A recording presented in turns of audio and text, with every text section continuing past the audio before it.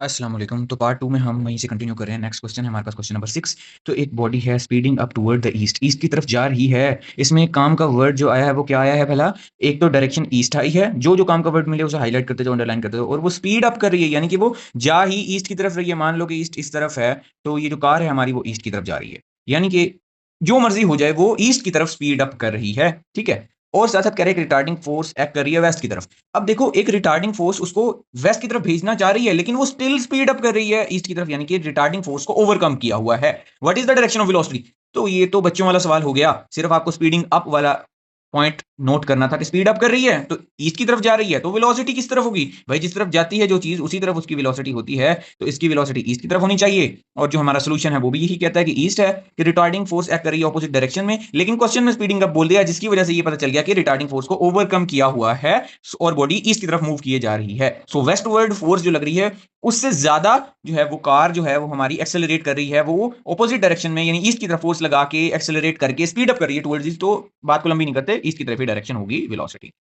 Next question है body is moving in a circle with a uniform angular velocity. ये कौन सी हो गई भाई? ये हो गई uniform circular motion. What is the angle between the change in velocity and the radius as the direction continuously changes? अच्छा, पहले हम यहां पर सर्कल बनाएंगे, बाद में हम अपना आंसर देखेंगे। ये हो गया जी सर्कल, ठीक है। ये इसका सेंटर हो गया। अब ये रेडियस हो गया आर। अब क्या होगा? अब होगा ये कि जो कार है, ये जो ऑब्जेक्ट है वो इसकी बाउंड्री पे मूव कर रहा है with the uniform circular motion, जिसमें क्या होता है हमारा जो ओमेगा होता है, ओमेगा वो क्या होता है? कांस्टेंट होता है। ओमेगा क्या होता है? कांस्टेंट होता है, या ठीक है। तो ओमेगा कांस्टेंट होता है, लेकिन जो v होता है वो अपनी डायरेक्शन बदल रहा होता है, तो ये कांस्टेंट नहीं होता। ठीक है, v कांस्टेंट नहीं होता, जिसकी वजह से v क्या है? Linear velocity. अब लीनियर वेलोसिटी कांस्टेंट नहीं है, यानी वेलोसिटी बदल रही है सिंपली, अगर मैं बोलूं। और वो कैसे बदल रही है? क्या मैग्नीट्यूड में बदल रही है? नहीं, ये यूनिफॉर्म सर्कुलर मोशन है। इसमें बॉडी की जो वेलोसिटी की मैग्नीट्यूड होती है वो तो कांस्टेंट होती है, लेकिन वेलोसिटी की जो डायरेक्शन होती है वो चेंज होती रहती है, जिसकी वजह से एक एक्सेलरेशन प्रोड्यूस होती है। एक बात समझ लें यहाँ पे सबसे पहले कि जो वेलोसिटी होती है ना, वेलोसिटी उसके पास दो चीजें होती हैं, एक डायरेक्शन और एक मैग्नीट्यूड, है ना। मैग्नीट्यूड और डायरेक्शन, ठीक है। अब मैग्नीट्यूड जब चेंज होगी ना, मैग्नीट्यूड में जब वेलोसिटी की मैग्नीट्यूड चेंज होती है तो आपके पास टेंजेंशियल एक्सेलरेशन आती है। यहाँ पे मैग्नीट्यूड ऑफ वेलोसिटी तो कांस्टेंट है, तभी तो ये एक यूनिफॉर्म सर्कुलर मोशन बन सकी ना। तो मैग्नीट्यूड ऑफ वेलोसिटी कांस्टेंट है, जिसकी वजह से टेंजेंशियल एक्सेलरेशन एग्जिस्ट कर ही नहीं सकती in the uniform circular motion.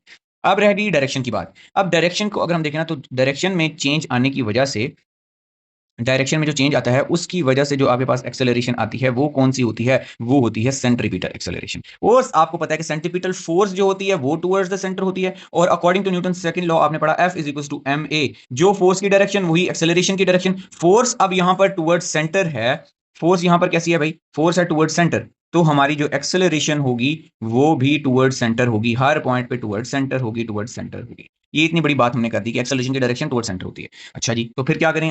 अब पॉइंट ये रह गया कि जो रेडियस है, ये रेडियस खुद भी तो एक वेक्टर क्वांटिटी होता है ना। ये रेडियस खुद भी एक वेक्टर क्वांटिटी होती है, अगर किसी को नहीं पता तो अब सुन लें गौर से। जो सर्कल है उसका एक रेडियस होता है, और वो रेडियस खुद एक वेक्टर क्वांटिटी होती है, और उसकी डायरेक्शन, रेडियस की डायरेक्शन टुवर्ड्स सर्कमफेरेंस यानी बाहर की तरफ होती है, आउटवर्ड होती है, ठीक है। तो रेडियस की डायरेक्शन आउटवर्ड हुई, सेंट्रीपिटल एक्सेलरेशन की डायरेक्शन टुवर्ड्स सेंटर होगी हमेशा ही हमेशा।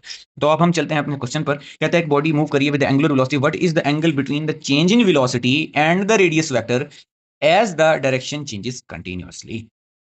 चेंज इन वेलोसिटी और जो हमारा रेडियस वेक्टर है इसकी डायरेक्शन क्या होगी? ठीक है, आओ अब आते हैं हम अपने आंसर्स की तरफ। अच्छा, चेंज इन वेलोसिटी भाई, अब एक ना सीक्वेंस चला लो। F is equals to ma होता है, यानी जो फोर्स की डायरेक्शन वही एक्सेलरेशन की डायरेक्शन। एक्सेलरेशन होती है हमारे पास change in velocity divided by change in time, यानी जो एक्सेलरेशन की डायरेक्शन वही चेंज इन वेलोसिटी की डायरेक्शन। और हमने कहा था एक्सेलरेशन हमेशा हमेशा हमेशा टुवर्ड्स द सेंटर डायरेक्टेड होती है। अच्छा, यानी कि चेंज इन वेलोसिटी की डायरेक्शन क्या हुई? वो भी टुवर्ड्स सेंटर हुई। तो सर्कल बना लेते हैं, यानी change in velocity towards centre हो गया। ये डेल्टा वी मैंने ड्रॉ किया है टुवर्ड्स सेंटर। अब मैं इसी पॉइंट पे अगर रेडियस ड्रॉ करूं तो वो टुवर्ड्स सर्कमफेरेंस होगा ना। हाँ, क्योंकि ऑब्जेक्ट यहां पे तो रेडियस भी ड्रॉ होगा ना, तो रेडियस ही होगा। तो ये देख रहे हो एक दूसरे से एग्जैक्ट ऑपोजिट है। Change in velocity towards centre है, फोर्स भी टुवर्ड्स सेंटर है, एक्सेलरेशन भी टुवर्ड्स सेंटर है, लेकिन जो रेडियस है इसकी डायरेक्शन हमेशा अवे फ्रॉम द सेंटर होती है। तो इस वजह से इन दोनों के दरमियान 180 डिग्री का एंगल आ गया। तो हमारा इस क्वेश्चन का आंसर बना 180 डिग्री, यानी कि डेल्टा हमारा करेक्ट चॉइस हुई। बाकी ये जो मैंने लिखा हुआ है इसको एक दफा रीड कर लें, और जो मैंने आपको बता दिया की पॉइंट उसमें यही था। चलते हैं अब नेक्स्ट क्वेश्चन की तरफ। नेक्स्ट क्वेश्चन जो है हमारा वो कहता है कि if the change in the velocity, ठीक है। अब वो चेंज इन वेलोसिटी की बात कर रहा है, वेलोसिटी की बात नहीं कर रहा, यानी डेल्टा वी की बात कर रहा है। अब ये कह रहा है ये जो डेल्टा वी है is changing in unequal interval of time, ठीक है। What can you say about the acceleration? ये कह रहा है कि ये जो डेल्टा वी है ये टाइम के अनइक्वल इंटरवल्स में बदल रहा है। अच्छा, अब इसके बारे में श्योर बात क्या कह सकते हो आप, यानी कि डेल्टा वी जो है ये चेंज हो रहा है, यानी कि ये वेरिएबल है, ये भी वेरिएबल है, इसलिए मैंने डेल्टा बना दिया यहाँ पर। और अनइक्वल इंटरवल ऑफ टाइम्स है, यानी कि टाइम जो है वो अनइक्वल है। समझ आ रही है? अब वो कह रहा है कि एक्सेलरेशन इज कांस्टेंट। भाई एक्सेलरेशन कांस्टेंट तब होती है जब हमारे पास इक्वल इंटरवल ऑफ टाइम में इक्वल ही चेंज आ रहा हो वेलोसिटी में। ठीक है, तो इस वजह से अल्फा तो गलत हो गया, ये तो हो नहीं सकता। एक्सेलरेशन इज जीरो, भाई देखो वेलोसिटी बदल रही है तो एक्सेलरेशन जीरो हो नहीं सकती, तो बीटा भी गलत हो गया। चार्ली ऑप्शन कहता है एक्सेलरेशन इज नॉन यूनिफॉर्म। अच्छा, अब बात ये है, मैं आपको बताता हूं, अगर यहां मैं लिख देता कि, अभी मैं एक मिनट क्लियर करता हूं, मैं समझाता हूं आप लोगों को। देखो, अगर मैं यहां पर लिख देता बेटा कि velocity is changing in equal interval of time में इक्वली चेंज हो रही है, तो आप लोग श्योर हो जाते कि एक्सेलरेशन तो भाई वेरिएबल है। अब यहां पता क्या हो रहा है, वेलोसिटी बदल तो रही है, और लेकिन जो आपके इंटरवल ऑफ टाइम है वो भी अनइक्वल है। मान लो कि आपने पहला जो देखा ऑब्जर्व किया वो 10 सेकंड में किया, ठीक, अगला इंटरवल आपने 20 सेकंड में रख दिया। सही है, अब हम ना दो सिनेरियो लगा सकते हैं इसमें। एक, हम मान लेते हैं कि हमें सिर्फ इतनी इंफॉर्मेशन है कि टाइम का जो इंटरवल है वो अनइक्वल है, हमें एक्सेलरेशन का कुछ पता ही नहीं है। मान लो कि मैं, अभी आपने सिर्फ सपोज करना है, मैं कहता हूं कि यहां पर आपकी जो एक्सेलरेशन है वो 10 मीटर पर सेकंड है, पर सेकंड स्क्वायर है। ठीक है, अच्छा, ठीक है, यानी कि पहले 10 सेकंड में 10 मीटर पर सेकंड स्क्वायर आ गई एक्सेलरेशन।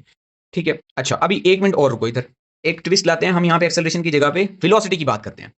पहले 10 सेकंड में मैं कहता हूं कि आपके पास जो चेंज इन वेलोसिटी आया वो कितना है, वो आया 10 मीटर पर सेकंड स्क्वायर, पर मीटर पर सेकंड, सॉरी यूनिट मैंने सही लिखे हैं, बोलने में थोड़ी डिफिकल्टी हुई। अच्छा, अगले 20 सेकंड के अंदर मैं कहता हूं कि यही जो चेंज था, चेंज इन वेलोसिटी, ये आया आपके पास 20 मीटर पर सेकंड स्क्वायर। यानी अब अगर मैं यहां पर एक्सेलरेशन पता लगाना चाहूं तो पहले इंटरवल की मेरी एक्सेलरेशन कितनी होगी, आप लोगों के सामने है भाई, ये आपके पास 10 सेकंड लगे, ये चेंज इन वेलोसिटी है। एक्सेलरेशन का फॉर्मूला सिंपल है, चेंज इन वेलोसिटी यानी कि 10 डिवाइडेड बाय 10, आपके पास एक्सेलरेशन कितनी आएगी, 1, एक्सेलरेशन की वैल्यू 1 आ जाएगी पहले इंटरवल में। अब दूसरे इंटरवल में 20 सेकंड लगे और 20 ही आपके पास चेंज आया, और आपके पास यहां पर भी आपके पास एक्सेलरेशन की वैल्यू 1 आई, यानी एक्सेलरेशन तो यूनिफॉर्म आ रही है, कांस्टेंट आ रही है। ये एक सिनेरियो था, ठीक है। इसमें क्या हमारी क्वेश्चन की स्टेटमेंट पूरी हो रही है, if the change in velocity is changing. भाई चेंज इन वेलोसिटी 10 मीटर था, अब 20 हो गया, तो चेंज इन वेलोसिटी चेंज हो रहा है, और टाइम के अनइक्वल इंटरवल भी हमने बनाया, 10 सेकंड बनाया, 20 सेकंड बनाया, तो क्वेश्चन की सारी स्टेटमेंट पूरी है। अनइक्वल इंटरवल ऑफ टाइम भी है, चेंज इन वेलोसिटी वो भी चेंज हुआ, 10 से 20 हुआ, ये भी अनइक्वल इंटरवल ऑफ टाइम है। तो ये एक सिनेरियो ऐसा मिला जिसमें हमारे पास एक्सेलरेशन कांस्टेंट आ सकती है।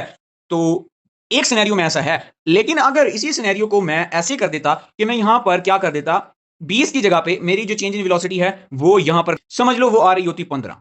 मान लो एक सिनेरियो, एक पॉसिबल चीज हम सोच रहे हैं कि ऐसा होता, तो फिर क्या होता, पहले केस की एक्सेलरेशन कितनी आती, वही 1 आ जाती इसकी। तो दूसरे केस में क्या आती कि change in velocity 15 divided by 20 अगर हम करते हैं तो हमारे पास कितना आंसर आता, 3 डिवाइडेड बाय 4 हमारे पास आंसर आता। ठीक है, तो यहां पे तो जवाब चेंज हो गया, यानी कि पहले इंटरवल में एक्सेलरेशन कुछ और आई, दूसरे इंटरवल में एक्सेलरेशन कुछ और आई, यानी कि सिर्फ एक सिनेरियो ऐसा बन रहा है जिसमें एक्सेलरेशन कांस्टेंट भी आ सकती है, बाकी सब सिनेरियो में एक्सेलरेशन कांस्टेंट आ ही नहीं सकती। सो हमें एक ऐसा ऑप्शन चाहिए जिसमें दोनों पॉसिबिलिटी कवर हो। सो हम आते हैं अपने ऑप्शंस के पास। पहला ऑप्शन तो वैसे ही हमने गलत कर दिया, क्योंकि हमेशा कांस्टेंट तो नहीं रहेगी, और वेलोसिटी बदल रही है इसलिए जीरो भी नहीं हो सकती, और हाँ नॉन यूनिफॉर्म होगी ज्यादा सारे केसेस में, लेकिन एक सिनेरियो ऐसा भी तो बन रहा है जहां पे अनइक्वल इंटरवल ऑफ टाइम है और फिर भी एक्सेलरेशन कांस्टेंट आ रही है। तो इस वजह से चार्ली भी हमारा इन जो है वो इनकरेक्ट ऑप्शन बन गया, सुटेबल नहीं रहा। अब डेल्टा ऑप्शन कहता है एक्सेलरेशन मे बी यूनिफॉर्म। हाँ, हमने देखा मे बी का वर्ड क्या सिग्निफाई कर रहा है कि यूनिफॉर्म हो भी सकती है, नॉन यूनिफॉर्म भी हो सकती है। तो मे बी वाला वर्ड ने हमें से कर दिया कि एक्सेलरेशन में भी यूनिफॉर्म। अगर मैं यहां पे लिख देता एक्सेलरेशन में भी नॉन यूनिफॉर्म, तो मे बी के वर्ड की वजह से वो ऑप्शन भी ठीक बन जाता, लेकिन मैंने ऐसा ऑप्शन सिर्फ यूनिफॉर्म के साथ वाला दिया है। अगर मैं यहां नॉन यूनिफॉर्म कर दूं तब भी वही आंसर करेक्ट होगा, क्योंकि देयर आर बोथ पॉसिबिलिटीज, दोनों पॉसिबिलिटी एग्जिस्ट करती हैं। तो हमें ऐसा ऑप्शन चूज करना है जिसमें हमारे पास दोनों का मार्जिन हो। तो डेल्टा आपका करेक्ट आंसर हो गया इस क्वेश्चन का। बाकी क्वेश्चंस हम नेक्स्ट पार्ट में डिस्कस करेंगे। चैनल को सब्सक्राइब कर दें और वीडियो को लाइक कर दें।